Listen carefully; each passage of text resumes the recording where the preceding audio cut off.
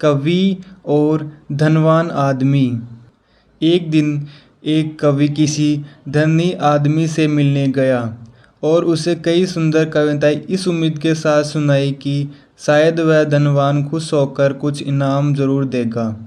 लेकिन वह धनवान भी महाकंजूस था। बोला, तुम्हारी कविताएं सुनकर दिल खुश हो गया। तुम कल फिर आना, मैं तुम्हें खुश कर दूंगा। कल शायद अच्छा इनाम मिलेगा। ऐसी कल्पना करता हुआ वह कवि घर पहुंचा और सो गया। अगले दिन वह फिर से उस धनवान की हवेली में जा पहुंचा। धनवान बोला, सुनो कवि महाशय, जैसे तुमने मुझे अपनी कविताएं सुनाकर कल खुश किया था, उसी तरह मैं भी तुमको बुलाकर खुश हूँ। तुमने मुझे कल कुछ भी नहीं दिया, इसलिए मैं भी कुछ नहीं दे रहा। हिसाब बराबर हो गया। कवि बेहद निराश हो गया। उसने अपनी आपबीती एक मित्र को कह सुनाई और उस मित्र ने बीरबल को बता दिया। सुनकर बीरबल बोला, अब जैसा मैं कहता हूँ वैसा करो। तुम उस धनवान से मित्रता करो, उसे खाने पर अपने घर बुलाओ। हाँ, अपने कवि मित्र को भी बुलाना मत भूलना, मैं तो खैर वहाँ मौजूद ही रहूँगा। कुछ दिनों बाद बीरबल की योजना अनुसार कवि के मित्र के घर दोपहर को भोजन का कार्यक्रम तय हो गया।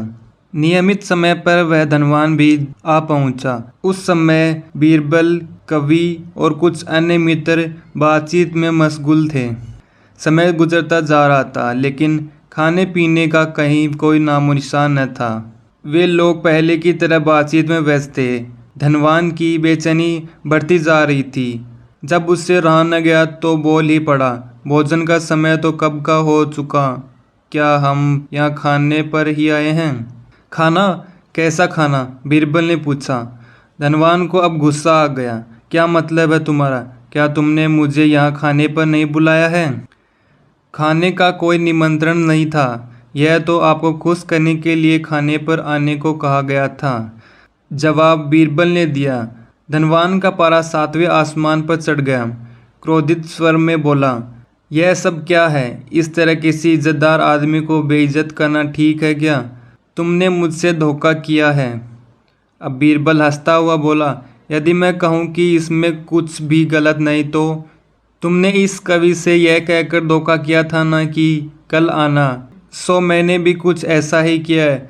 तुम जैसे लोगों के साथ ऐसा ही व्यवहार होना चाहिए।